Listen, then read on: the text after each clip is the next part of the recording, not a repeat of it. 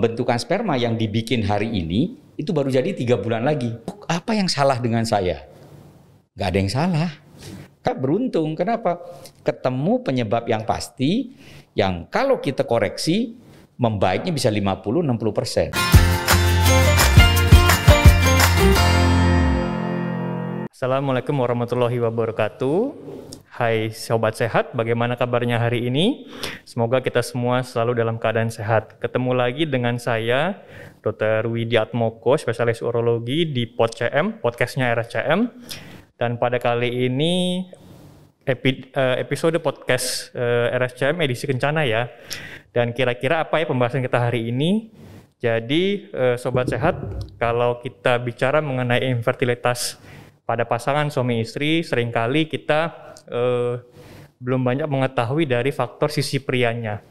Oleh karena itu, kita hari ini mencoba ingin menggali infertilitas terutama dari sisi prianya, dan memang ingin mencoba membahas lebih lanjut bagaimana kaitannya dengan varikokel yang mungkin Sobat Sehat di sini semua mungkin belum mengetahui apakah itu varikokel, bagaimana penanganannya, bagaimana mendiagnosisnya, dan juga tentunya bagaimana kaitannya untuk dalam memperbaiki masalah kesuburan dari pria dengan harapannya nanti pasangan suami istri ini bisa memiliki anak. Dan pada hari ini kita sudah hadir bersama kita narasumber yang kompeten, salah satu dokter spesialis urologi, konsultan transplantasi, walaupun memang pada hal ini juga Dr. Nur Rasyid ini juga sangat mendalami bagian men's health, terutama dalam hal masalah kesehatan seksual dan juga reproduksi dari pria. Jadi terima kasih Dr. Nur sudah hadir pada siang hari ini. Mungkin saya akan membacakan CV singkat dari Dr. Nur. Jadi Dr. Nur Rasyid, spesialis urologi konsultan, saat ini bekerja aktif sebagai staf di urologi FKW RSCM, dan beliau merupakan pas presiden dan juga pas presiden dari Ikatan Ahli Urologi, dan juga dulu sempat menjabat kepala Departemen Urologi FKW RSCM, dan saat ini merupakan salah satu dari pionir untuk pengembangan pelayanan men's health urologi di Indonesia. Nah, mungkin kita masuk saja ya dok ya. Jadi berhubung hari ini kita mau membahas mengenai topiknya kenali varikokel sebagai salah satu faktor utama dari infertilitas pria. Jadi mungkin hari ini kita mau mencoba diskusi kasus ya dok. Jadi supaya kita tidak bosan mendengarkan seperti kuliah lecture ya dok. Jadi saya coba membuat suatu kasus yang memang sebenarnya ini sudah sering sekali kita ketemui dalam sehari-hari. Mungkin di bidang kita urologi kita sudah sangat sering, tapi mungkin bagi para sobat sehat ini masih pengetahuan yang baru. Jadi gini dok, jadi misalnya saya ada pria 40 tahun datang dengan keluhan belum memiliki anak sejak 3 tahun, sudah menikah. Nah, usia istri 30 tahun. Dari pasangan ini rutin berhubungan seksual tanpa kontrasepsi, namun dari suami ini memiliki kebiasaan merokok rutin 2 bungkus per hari, sering begadang, dan juga memiliki kebiasaan memangku laptop di paha. Itu yang sejauh ini kita anggap signifikan dari anamnesis atau wawancaranya. Dan kalau kita lihat dari pemeriksaan fisiknya memang dicurigai terdapat benjolan seperti cacing di atas buah zakar kiri. Nah, Dr. Nur, kira-kira apakah pasien ini sudah atau pasangan ini sudah termasuk golongan infertilitas? Kira-kira definisinya apa sih dok infertilitas? Baik, jadi kalau tadi Dr. Widi bilang ini udah 3 tahun, terus tanpa secara sengaja mencegah terjadinya kehamilan, artinya hubungannya teratur, sudah masuk karena kriterianya itu begitu pasangan itu hubungan teratur tanpa kontrasepsi selama 1 tahun, belum mempunyai anak, itu udah masuk ke kriteria pasangan yang mengalami gangguan kesuburan. Baik dok. Nah cuma memang seperti Dr. Widi sampaikan, kalau bicara varikokel itu kalau lihat data statistiknya, pasien yang datang ke kita itu kira-kira setelah kita cek tentunya tidak tiba-tiba ujuk-ujuk diperiksa varikokelnya. Jadi standarnya tetap kita anamnesis, faktor-faktor yang menyebabkan dia bisa mengalami gangguan kesuburan. Contoh yang paling jelas tadi merokok dalam jumlah 2 bungkus per hari. Secara ilmiah jelas bahwa merokok ini akan mengganggu kualitas sperma, khususnya motilitasnya. Dan ada antioksidan dan lain sebagainya. Prinsipnya udah jelas. Yang kedua mungkin faktor panas karena naruh komputer berlama-lama, apalagi kalau misalnya zaman sekarang WFH dari pagi sampai sore kerjanya dengan laptop itu juga pengaruh. Meskipun tentu ada perdebatan, tapi yang pasti kita dalam mengelola pasien seperti ini tentu tahapannya sama. Pertama di anamnesis dulu faktor-faktor risikonya. Kalau ada faktor risiko yang bisa dihilangkan, kita hilangkan. Kayak tadi kebiasaan merokok. Kalau nggak bisa, ya tentu ujung-ujungnya startnya tuh mudah kalau laki-laki. Jadi kita cukup periksa analisa sperma. Oke. Jadi begitu dari analisa sperma, kita akan tahu ini analisa spermanya normal apa tidak. Oke. Begitu dia normal, semua parameter minimal itu ada 3. Jadi satu konsentrasi, jadi berapa juta per cc. Normalnya 15 juta, yang kemudian pergerakan itu ada 2, ada yang aktif, ada yang bergerak di tempat. Yang aktif itu mintanya sekarang 32%. Terus bentuk yang normal, harus 4%. Nah kalau dari kriteria-kriteria ini sudah tidak normal, tergantung tidak normalnya di angka berapa. Kalau nanti terlalu rendah sekali, ada pemeriksaan lanjutan. Kalau nggak terlalu rendah, kita cari faktor berikutnya. Gitu mungkin sementara gambarannya. Baik dok, jadi memang pada kasus kalau kita sudah yakin memang ini ada masuk ke golongan infertilitas suami istri, itu berarti kita untuk sisi prianya kita kerjakan analisis sperma dulu ya dok ya? Itu saja dulu, nggak usah periksa hormon dan lain sebagainya, nggak usah. Itu aja. Baik. Analisa sperma saja. Kalau tidak normal, WHO bilang ulang 3 bulan. Oke. WHO maunya 3 bulan, tapi kadang-kadang pasien dari luar kota, jauh dan lain sebagainya. Kadang dia juga udah pernah periksa. Nah kita cukup lihat yang lama gimana, yang sekarang gimana. Jadi gitu. Minimal 2 kali ya dok? Minimal 2 kali. Dengan selang minimal 3 bulan 3 bulan sebaiknya. Baik. Karena pembentukan sperma yang dibikin hari ini, itu baru jadi 3 bulan lagi. Oke. Jadi kalau kita periksa dia bulan depan, sebenarnya itu yang dibikin 2 bulan yang lalu. 2 bulan lalu, oke. Gitu. Baik dok. Baik. Nah kita kembali lagi mungkin dok dari sisi faktor risiko infertilitas ya sebelum kita beranjak jauh bicara mengenai diagnosis, varikokel. Tadi selain dokter sebut masalah merokok, masalah mangku laptop di paha, kira-kira ada yang lain tidak dok? Misalkan dari sisi pria tuh kan dibilang ada juga misalkan kita ketemu kok ini kayaknya pria tidak ada masalah sama sekali, tidak ada kok dicari-cari varikokel juga tidak ada masalah. Itu kira-kira penyebabnya apa ya dok kira-kira? Memang jadi ilmu pengetahuan ini terus berkembang. Jadi kalau kita lihat perkembangan infertilitas pria di tahun 2010 itu 50% setelah kita periksa semua, 50% itu kita belum tahu. Baik. Idiopatik namanya. Oke. Jadi udah dicari ke sana kemari, nggak tahu sebabnya, nggak tahu apa, cuman ya nggak subur aja gitu. Baik. Nah, sekarang di 2020 lah paling tidak itu udah tinggal 30%. Jadi tetap ada hal-hal yang kita belum tahu. Baik. Gitu. Jadi tetap balik lagi kita harus mencari semua faktor risikonya ya. Cari pelan-pelan faktor risikonya, kemudian labnya apa. Nanti lab-lab tertentu perlu ditambahkan apa enggak tergantung dari yang analisa spermanya tadi. Baik dok. Nah kebetulan pada kasus ini kita sudah melakukan analisa sperma, ya hasilnya secara volume cukup baik 5 cc, di mana normalnya lebih dari 1,5 cc, dari pH 8,5, artinya normal lebih dari 7,2. Konsentrasinya agak rendah nih dok, 10 juta per mililiter, normal kan di atas 15 juta.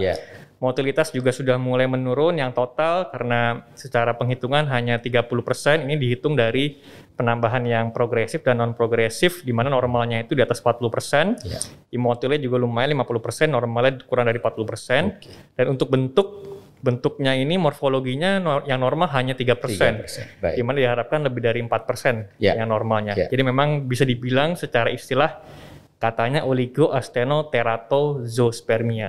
Nah mungkin dokter bisa terangkan nih kira-kira apa nih istilah-istilahnya nih. Jadi memang seperti yang saya bilang tadi di awal ada 3 item utama. Jadi pertama konsentrasi. Jadi begitu konsentrasinya di bawah normal kita bilang oligo. Jadi angkanya di bawah normal. Tadi patokan WHO 2010 ke atas tuh 15 juta. Dulunya 20 juta.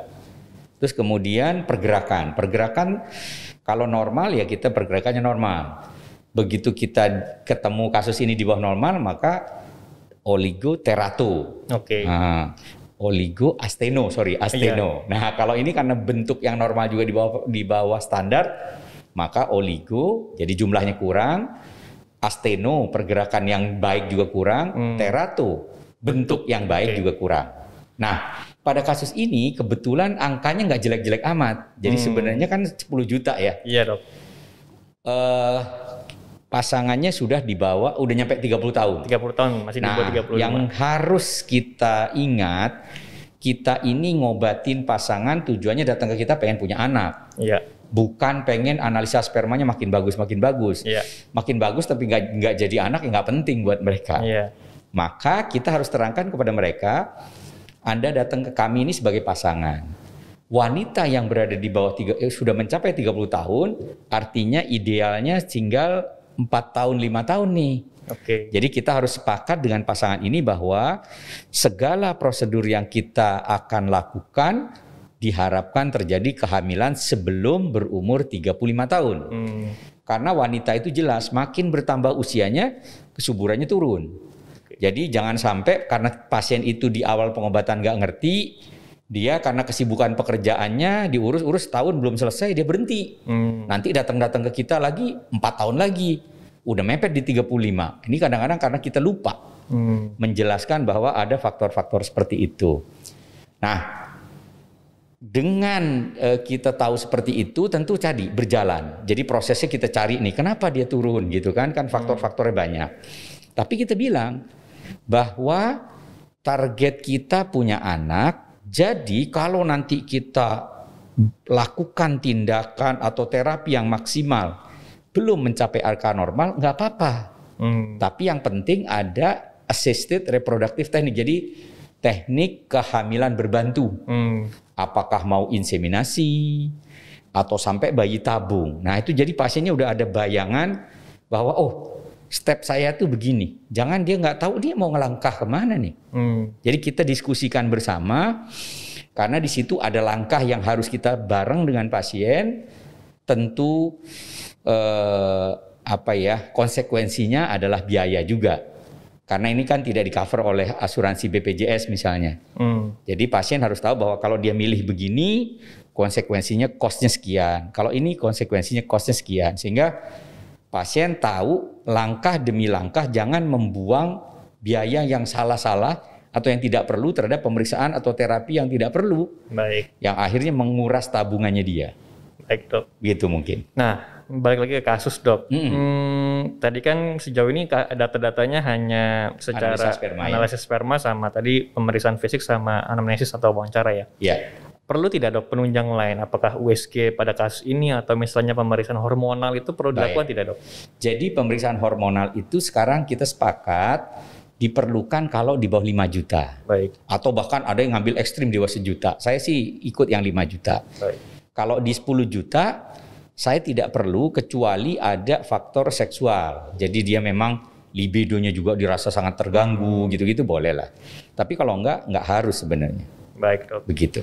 Dan kalau untuk USG, misal tadi kan dari pemeriksaan fisik kita curiga kayak benjolan seperti cacing ya. Apakah kita memang kalau sudah yakin dari sisi dokter ya urologi misalnya, ini sepertinya varikokel yang nanti akan kita bahas lebih lanjut. Atau kita nanti mesti melakukan secara detail ukurannya berapa, diameternya, segala macam gimana dok?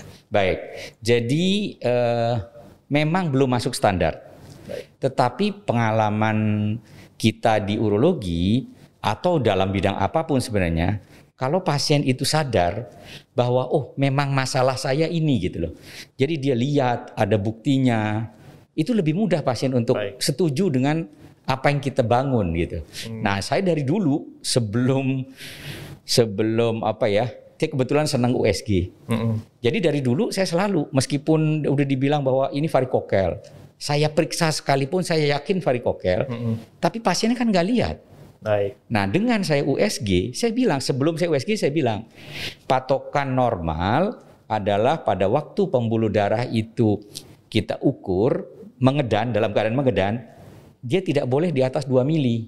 Itu normal. Nah, kalau antara 2 sampai 2,5 itu ringan, 2,5 sampai 3 itu berat, di atas 3, nah itu yang berat. Patokan-patokan ini nggak sama di radiologi. Tapi kenapa saya milih patokan yang ini? Karena implikasi atau korelasinya dengan terapi. Saya pernah mengikuti workshop untuk infertility waktu itu saya ingat dari center yang besar di Jerman, dia mempropos bahwa varikokel yang akan ada gunanya di operasi itu kalau diameter di atas 3. Saya ingat 2010 itu. Baik. Tapi di guideline kan baru muncul 2020. Iya, Dok. Nah, jadi sejak saya ikut 2010 saya udah ambil patokan itu. Baik. Karena kita tahu bahwa guideline itu akan mengumpulkan dari data-data center-center yang rajin nulis, rajin ngumpulin data.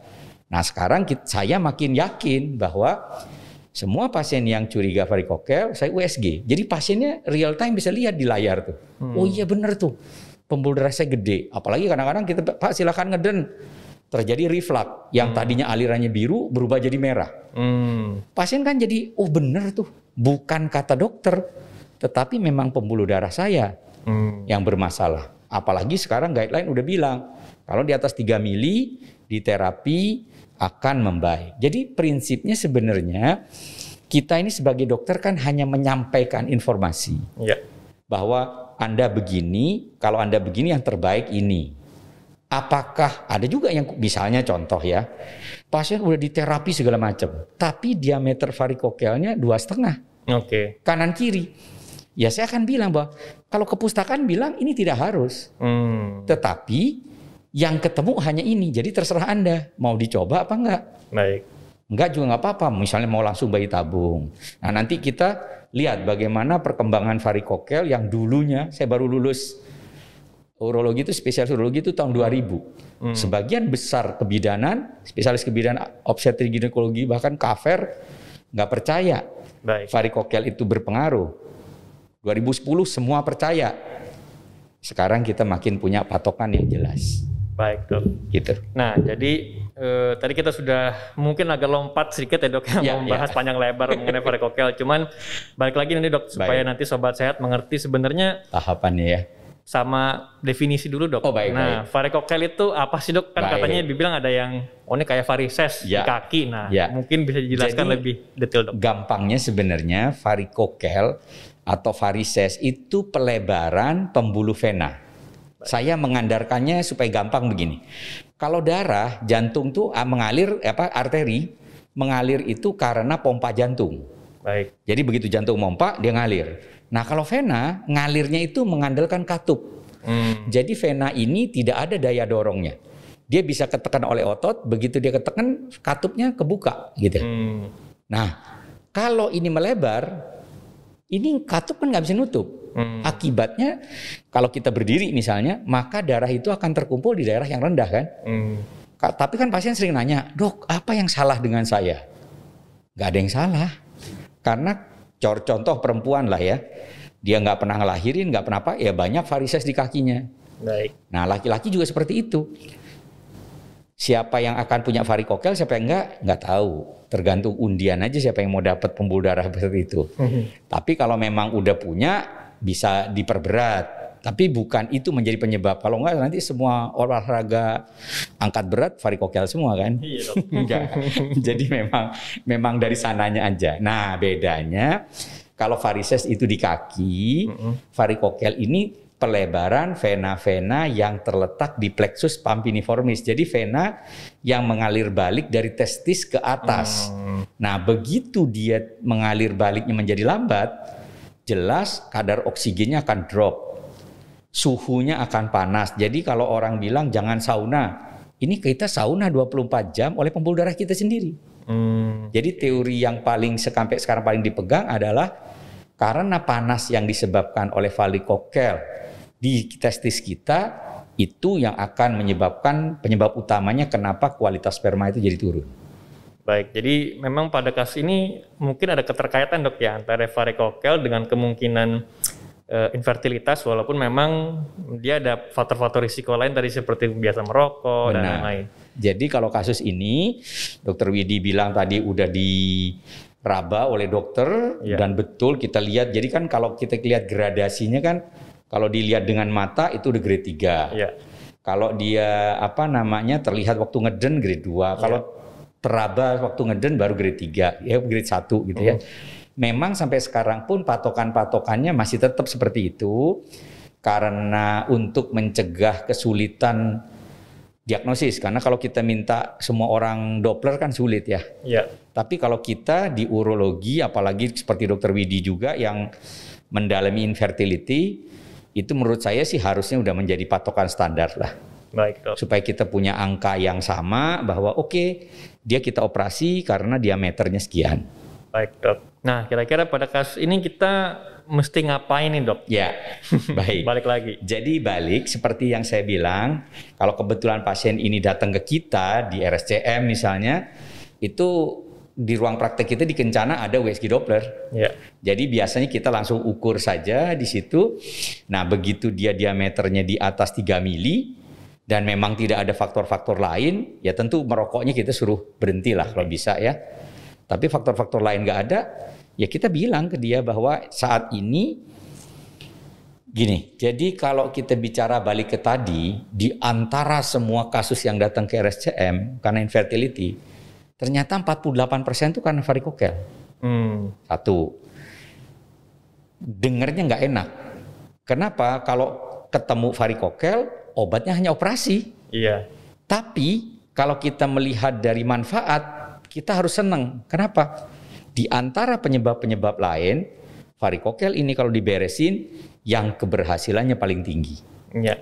Itu yang harus kita sadarkan ke pasien supaya pasien juga nggak terlalu sedih. Aduh, saya varikokel, obatnya harus operasi. Oh enggak, saya bilang Anda beruntung. Kenapa? Ketemu penyebab yang pasti, yang kalau kita koreksi, membaiknya bisa 50-60%. Sementara masalah lain mungkin hanya 15% perbaikannya. Baik, Dok. Jadi nah, itu ya. Kira-kira penanganannya bagaimana, Dok? Dengan varikokel ini, apakah dioperasi? Mungkin dokter bisa jelaskan kira-kira mekanismenya bagaimana? Apakah operasinya cukup besar? Baik. Mungkin bisa dibayangkan. Baik. Jadi operasi ini, jadi saya menceritakan aliran darahnya dulu biar gampang ya. Jadi dari arah testis dia naik ke atas. Tadinya di testis tuh banyak. Begitu naik ke atas makin sedikit jumlahnya, bisa sampai jadi 1, baru naik di perut ke dalam aorta atau ke arah ginjal. Oleh karena itu, zaman dulu teknik operasinya namanya palomo. Palomo itu sayatannya di samping kanan atau kiri, tergantung dari yang kita mau operasi, dari pusar. Jadi tinggi di atas, karena dia pembuluh darahnya udah 1. Nah, teknik laparoskopi, ada teknik laparoskopinya, juga mengikat di situ. Jadi laparoskopi ini kesannya sih memang keren ya, karena sophisticated gitu. Tapi sebenarnya ada yang lebih baik. Nah, apa yang kita lakukan? Yang kita lakukan di RSCM itu namanya adalah teknik microsurgery. Baik. Kita membukanya kira-kira 2 cm di kiri atau kanan, terserah dari varikokel sebelah mana, atau bisa dua-duanya, di samping dari penis. Jadi sebelum pembuluh darah itu masuk ke dalam perut. Baik. Cuma di situ pembuluh darahnya kecil-kecil. Oke. Sehingga kita harus pakai mikroskop untuk membedakan mana vena, mana arteri. Ya. Kalau ditanya operasinya berat apa enggak, Dok? Ya kalau cerita sakit, lebih sakit disunat sih. Iya, Dok. Jadi satu, kalau dari sudut seberapa berat, ya kita operasi hari Jumat misalnya. Ya. Jumat operasi, Sabtu pagi pulang, Senin kerja. Baik. Bahkan kalau dia memang sedemikian sibuknya, kita bius umum. Oke. Operasi, tunggu 2, 3, 4 jam, pulang lagi, bisa saja. Oke. Gitu. Jadi tidak seserem yang dibayangkan. Jadi kalau kita cerita golongan, kadang-kadang ada kecil, sedang, khusus, berat gitu kan. Itu khusus karena teknik operasinya. Baik. Kalau secara risikonya sih kecil.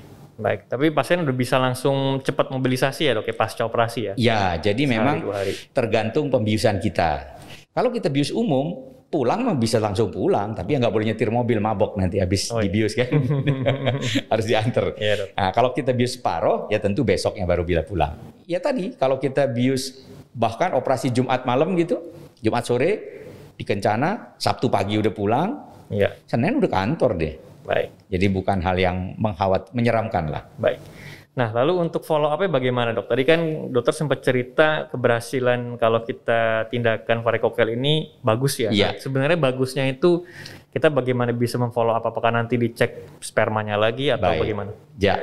Jadi kalau kita mau lebih teliti, Meskipun ini tidak termasuk standar rutin, kalau di bawah 5 juta juga kita biasanya anjurkan untuk cek namanya fragmentasi DNA. Ya. Jadi kadang-kadang seperti tadi, kalau kita lihat spermatozoa kan pergerakannya, konsentrasi sama bentuk. Ya. Nah, kalau mau lebih teliti, dari yang bergerak baik, dari bentuk yang normal, bisa kita lihat intinya. Berapa persen yang rusak.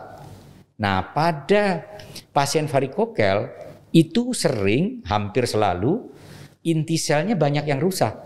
Baik. Sehingga kalau dulu cerita sebelum ilmu berkembang, dulu teman-teman di Obsgyn, nggak perlulah varikokel kita operasi dulu, udah bayi tabung aja dulu. Ternyata keberhasilan bayi tabung itu jauh akan lebih baik kalau dia sudah dikoreksi varikokelnya. Kenapa? Pada waktu orang itu dikoreksi varikokelnya, inti selnya yang tadinya rusak kembali baik. Baik. Sehingga kalau kita dapat sel spermatozoa yang bagus secara bentuk, di dalam inti selnya juga bagus. Itu yang menyebabkan kenapa keberhasilan bayi tabung naik dengan orang yang sudah yang punya varikokel dioperasi dulu. Oke. Nah, terus tadi pertanyaan Dokter Widi bagaimana follow up-nya gitu kan? Nah, follow up itu memang seperti cerita awal saya tadi. Kalau kita cerita spermatozoa, apa yang kita lakukan hari ini nilainya 3 bulan lagi. Jadi kalau kita operasi pasien itu tanggal 1 bulan September, Oktober, November, berarti 1 Desember baru kita lakukan analisa sperma. Jangan bulan depan belum kelihatan hasilnya. Kadang kita menunda lagi 6 bulan. 6 bulan. Iya, jadi bisa. Dan itu harus dijelaskan dari awal ke pasiennya sehingga pasiennya nggak terlalu kaget. Ekspektasinya tinggi ya. Ekspektasinya tinggi atau ekspektasi yang salah, jadi frustasi dia kan. Iya, Dok. Gitu. Baik. Nah, kira-kira Dok, kan memang dalam hal mungkin agak sedikit ini ya di luar dari topik karena memang ini banyak sekali mungkin dari masyarakat itu juga yang mungkin mengalami masalah seperti ini, mereka sering mendapatkan terapi-terapi vitamin. Oh, baik. Nah, pada kasus ini kira-kira ada tempatnya atau tidak? Lalu sebenarnya secara umum terapi vitamin multivitamin yang memang khusus masalah infertilitas ini bagaimana Dok efektivitasnya? Jadi biasanya kita yang tidak ada perdebatan ya. Kalau memang yang nggak tahu sebabnya. Jadi udah kita cari segala macam nggak tahu. Ya sudahlah, disitulah tempatnya antioksidan dan multivitamin. Meskipun penelitian besarnya juga nggak ada, tapi karena daripada nggak ada lain yang dikerjain ya bolehlah dikasih. Tapi kalau udah jelas-jelas varikokel, apalagi ukurannya diameter di atas 3 mili, ya itu hanya buang waktu dan buang biaya. Karena kita ingetin pasien kan, bayangkan kalau kita putusin sekarang, minum obat dulu. Kita lihat 3 bulan lagi. 3 bulan nggak sempet, pasien nanti datang molor lagi. Nggak apa-apa, yang penting dia ngerti bahwa ada timetable yang harus dia korbankan kalau dia menunda apapun.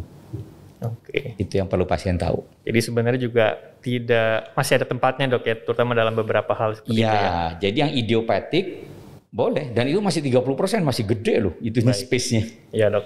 Obat-obat seperti itu. Baik Dok, sebelum saya tutup nih, kira-kira dokter ada ini tidak ya, pesan atau... baik. Jadi memang di Indonesia ini agak berbeda dengan di luar negeri. Kalau kita di klinik male infertility kan orang datang ke kita operasi varikokel memang karena gangguan kesuburan. Iya Dok. Tapi ada lagi yang orang datang karena dia masih kecil tapi terdiagnosis sebagai varikokel. Ya. Kalau dulu di bawah tahun 2010 kita bilang udah tenang-tenang aja. Nanti balik kalau sudah menikah 1 tahun belum punya anak. Ya. Sekarang guideline-nya beda. Kita harus bilang kalau anak remaja ini dengan varikokel sebesar ini kita biarkan, ada risiko loh testisnya mengecil. Oke. Jadi bukan disuruh operasi, diinformasikan bahwa ada risiko testisnya mengecil. Kalau testisnya mengecil, ya tentu bisa kualitas spermanya menurun. Jadi kalau memang pasiennya cukup concern tapi belum berani operasi, ya udah ukur aja testisnya dengan USG atau dengan Prader, bandingin, nanti setahun lagi lihat lagi. Kalau benar ada data yang menurun, ya kita suggest harus tindakan untuk operasi, karena menghindari nanti dia dewasa terus ternyata testisnya udah jauh lebih kecil. Dan sering kan kalau kita lihat Dokter Widi pasti sering deh, karena varikokel itu kan seringnya ada di kiri. Iya. Begitu kita periksa testis yang kiri lebih kecil. Oke. Nah itu salah satu bukti bahwa kita nggak diagnosis waktu dia muda, ketemunya udah menikah. Nah ternyata testis yang ada varikokel jadi lebih kecil. Baik. Ada juga yang mau masuk tentara atau ABRI, itu kita nggak usah perdebatkan lah karena urusan. Iya dok. Baik. Oke, baik, terima kasih Dr. Nur Rasyid. Jadi sebagai kesimpulan, mungkin dari saya sebagai host di sini bisa mendapatkan message bahwa memang varikokel ini menjadi salah satu penyebab utama dari sisi infertilitas pria, di mana kalau kita temukan ini, bisa dibilang ini merupakan suatu chance untuk bisa memperbaiki kualitas kesuburan dari sisi pria yang sangat potensi sekali. Jadi jangan takut apabila memang untuk masalah infertilitas pria kita harus senantiasa melihat, mengidentifikasi faktor risiko, terutama bila memang misalnya ada varikokel. Jangan ragu untuk berkonsultasi terutama ke dokter urologi ya, untuk bisa nanti kita bicara mengenai bagaimana penanganannya. Dan ucapan terima kasih kepada Dr. Nur Rasyid, spesialis urologi konsultan, sudah hadir di PodCM, sudah menjelaskan mengenai kaitan varikokel dengan infertilitas pria. Dan terima kasih kepada Sobat Sehat yang sudah menonton podcast RSCM kami, dan saksikan podcast PodCM RSCM ini di YouTube channel RSCM Jakarta. Jangan lupa di like dan juga di subscribe, dan juga kita juga ada Spotify PodCM, dan juga ada Instagram rscm.kencana. Jangan lupa untuk follow rscm.kencana dan juga rscm.official. Tetap terapkan 5M, memakai masker, mencuci tangan, menjaga jarak, menjauhi kerumunan, mengurangi mobilitas, dan selalu lakukan protokol kesehatan ya. Dan saya Dr. Widiatmoko, spesialis urologi, undur diri. Sampai ketemu di PodCM episode berikutnya yang tidak kalah menarik.